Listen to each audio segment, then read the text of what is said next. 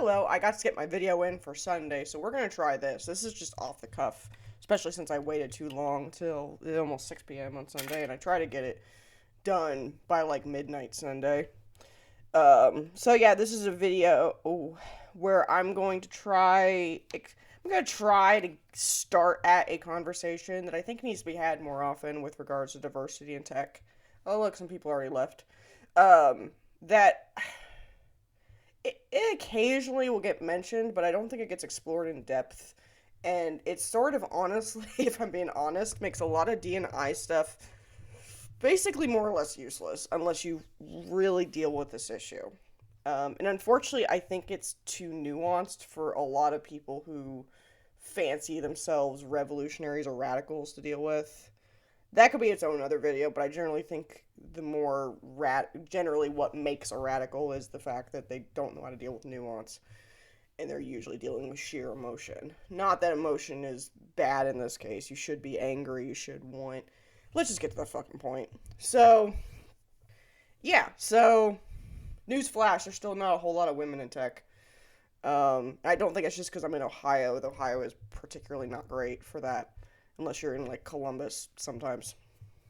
The way a lot of diversity stuff gets talked about, it seems like nowadays, is it sort of acts like hiring managers or HRs or whatever are going out and specifically not hiring women. And that's the like old feminism. And it actually used to be true. When my grandmother once told me, and it's been corroborated by some other things I've seen, that back in the 50s, 60s, 70s, a manager could actually just point blank tell a woman, like, I'm not going to give you a job because it would take a job away from a man with a family. And mind you, my grandmother was a working single mother, back in the like 70s. So you can imagine how difficult that was. It's a little better now, but we at least recognize that there's more of them than we'd like to think sometimes.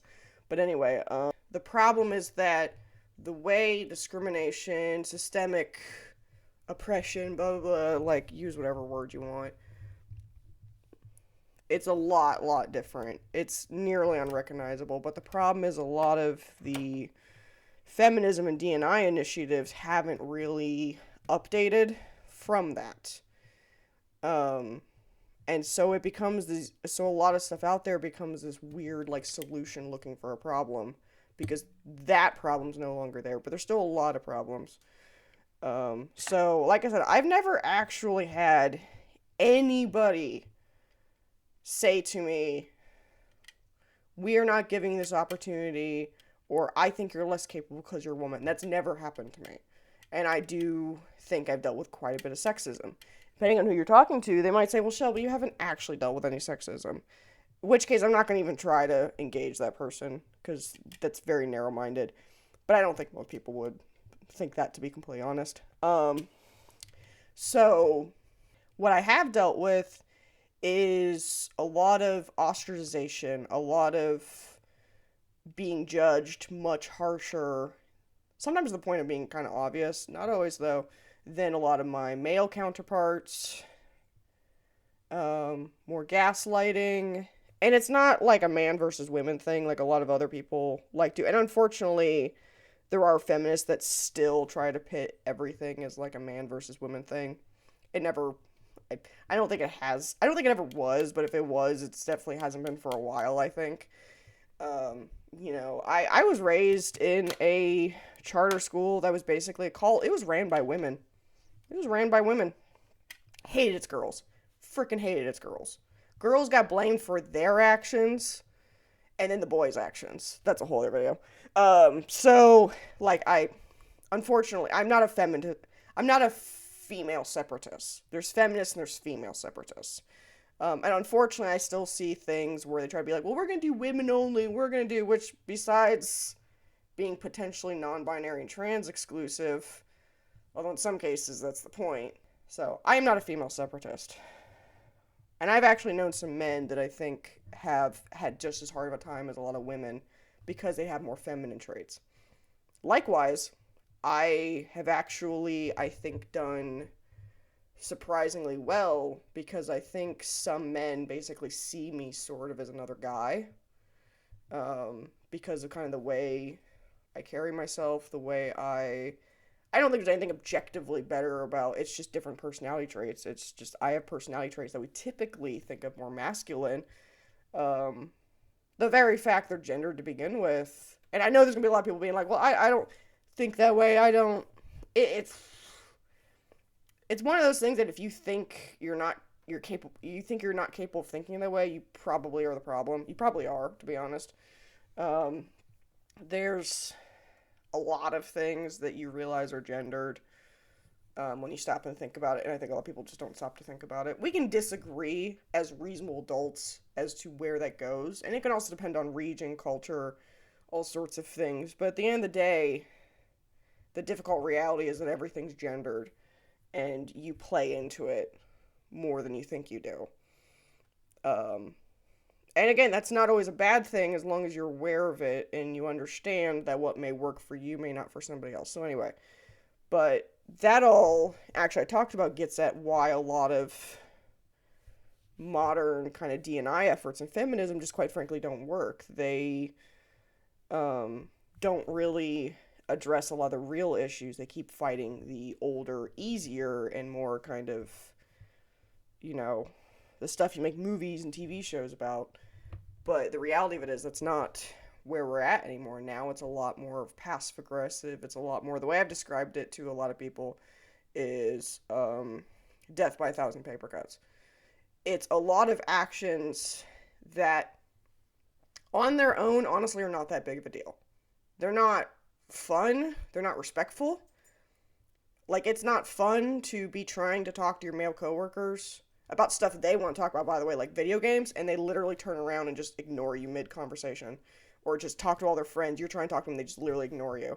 Okay, that's not fun, but part of being an adult is you can choose who you associate yourself with. Like, and unfortunately, that's the other.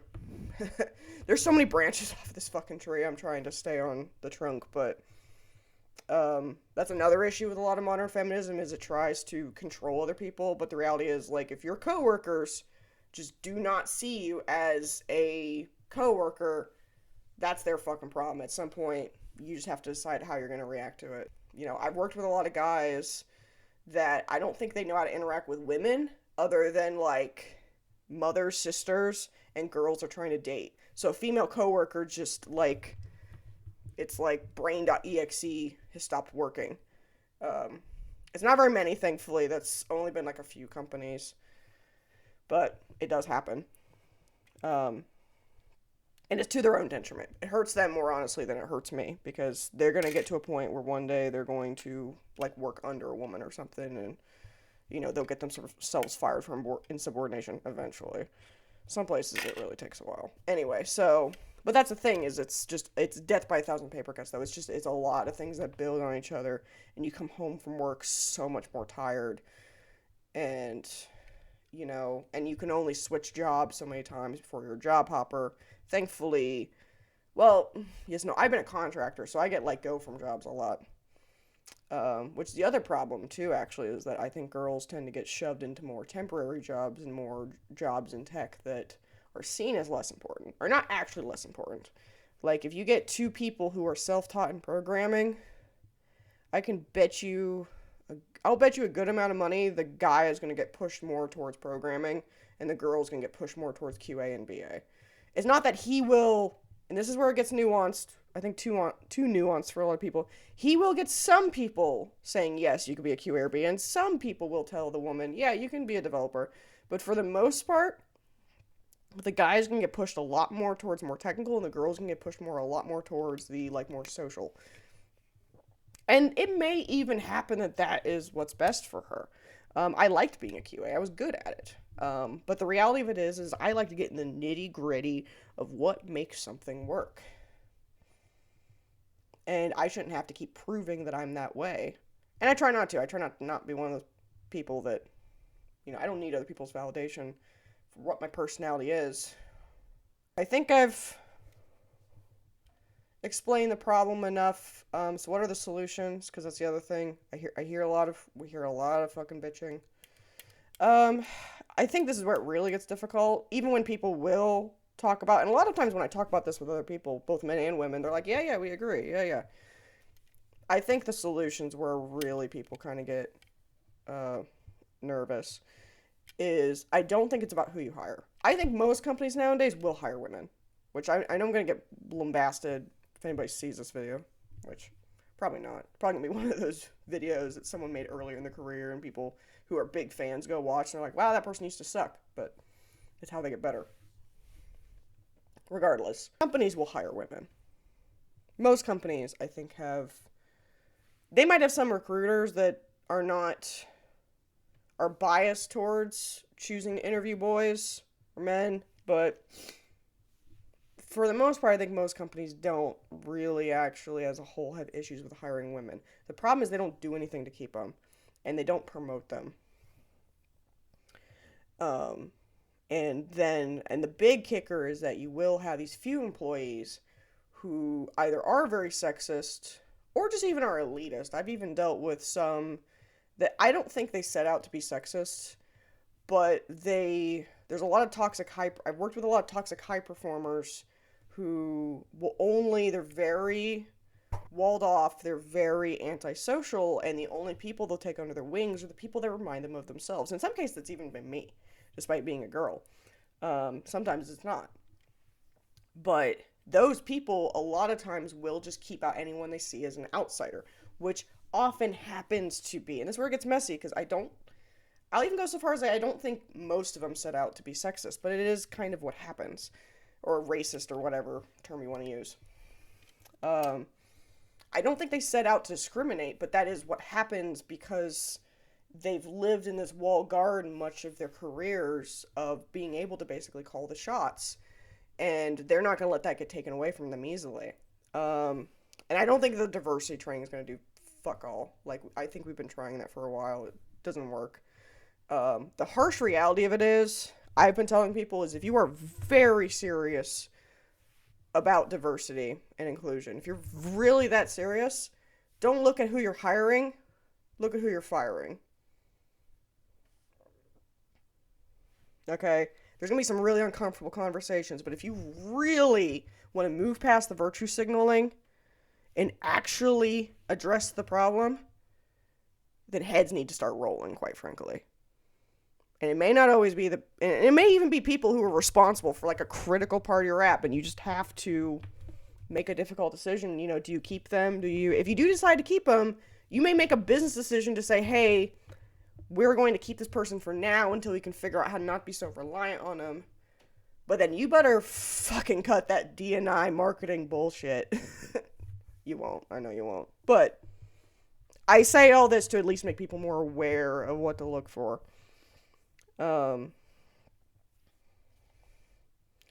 So, yeah.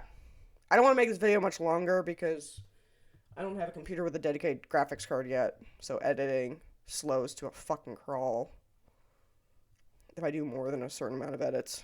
So, I'm already probably going to have to do a bunch of edits as it is. See ya. Have fun out there. Sleep tight.